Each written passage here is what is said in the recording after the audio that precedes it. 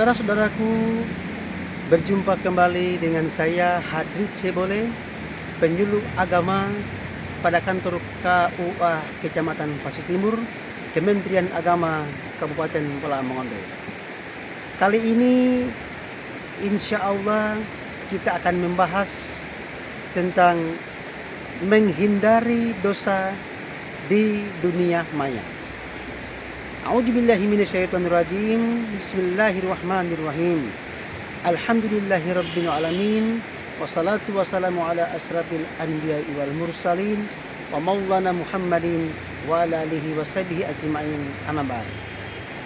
Pertama-tama marilah kita panjatkan rasa syukur kita pada Allah Subhanahu wa taala yang telah memberikan nikmat dan karunia-Nya kepada kita, sehingga pada siang hari ini atau pada saat ini kita senantiasa dimudahkan dalam melaksanakan aktivitas. Salawat dan salam semoga senantiasa terlimpahkan kepada seluruh nabi sejak Nabi Adam alaihissalam hingga sampai kepada Nabi Muhammad Rasulullah sallallahu alaihi wasallam. Insya Allah maghfirah dan rahmat selalu tercurahkan kepada arwah beliau, para sahabat para tabi'in yang senantiasa istiqomah di jalannya. Saudaraku hadirin yang dirahmati Allah Subhanahu wa taala.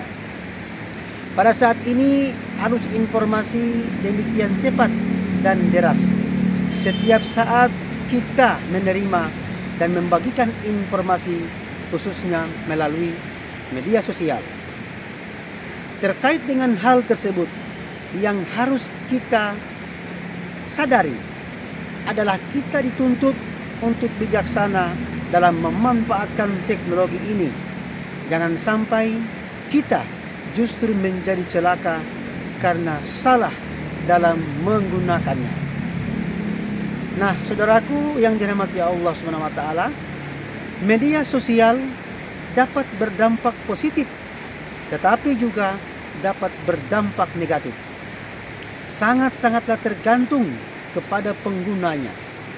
Jika dimanfaatkan untuk menyebarkan hal-hal kebaikan, maka sudah barang tentu media sosial kita akan memiliki manfaat dan bahkan dapat menjadi sarana beramal soleh.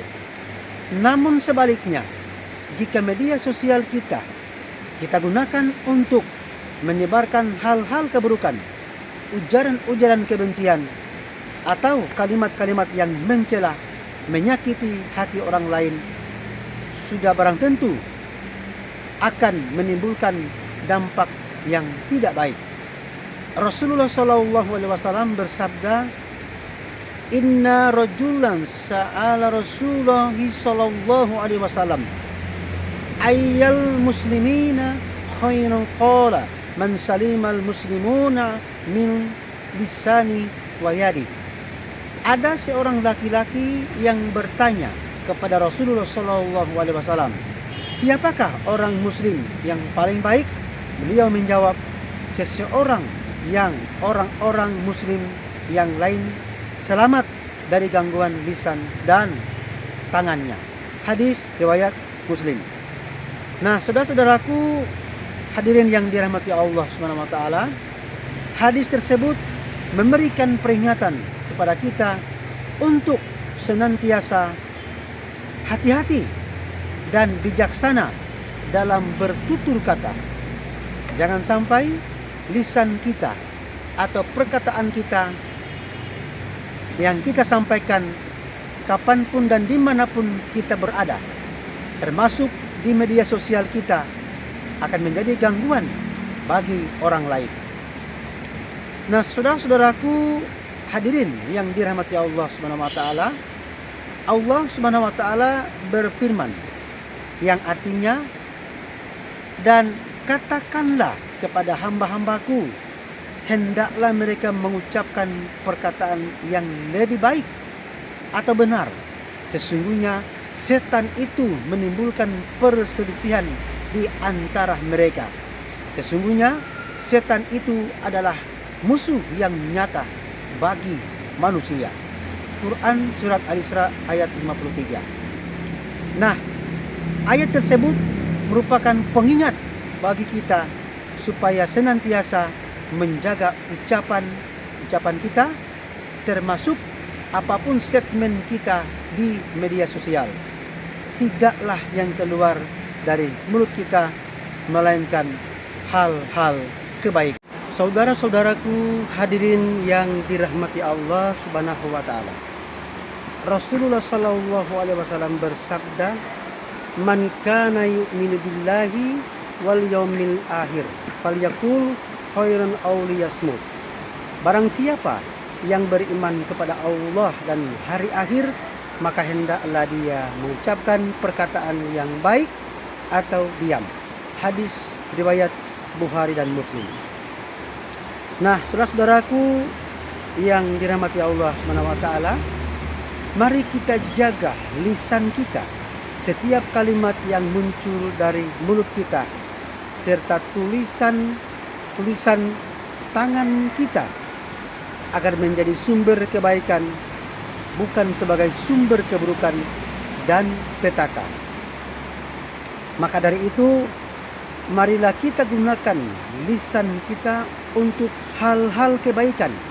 Salah satunya yang pertama adalah berzikir, mengingat kepada Allah SWT dan membaca Al-Quran. Yang kedua, memberi nasihat dan motivasi. Yang ketiga, mendoakan sesama muslim. Dan yang terakhir atau yang keempat, menyampaikan ilmu dan kebenaran. Serta marilah kita hindarkan ucapan dan tulisan kita dari hal-hal keburukan. Salah satunya yang pertama adalah ghibah atau mengunjing. Yang kedua, namimah atau adu domba. Yang ketiga, dusta dan fitnah. Dan yang keempat, perkataan kotor dan kasar. Semoga Allah SWT menjadikan lisan kita senantiasa selalu lembut dengan berzikir atau mengingat pada Allah SWT, membaca Al-Quran, berdoa, dan kata-kata yang menyejukkan bagi sesama. Saudara-saudaraku hadirin yang dirahmati Allah SWT, mungkin hanya sampai di sini. Demikianlah pembahasan kita pada saat ini. Insya Allah, mudah-mudahan semoga akan bermanfaat dan berguna bagi kita semua. Akhirnya, wabillahi taufiq wal hidayah, billahi fisabil haq fasabiqul khairat, wallahul muwaffiq ila aqwamit thoriq. Wassalamualaikum warahmatullahi wabarakatuh.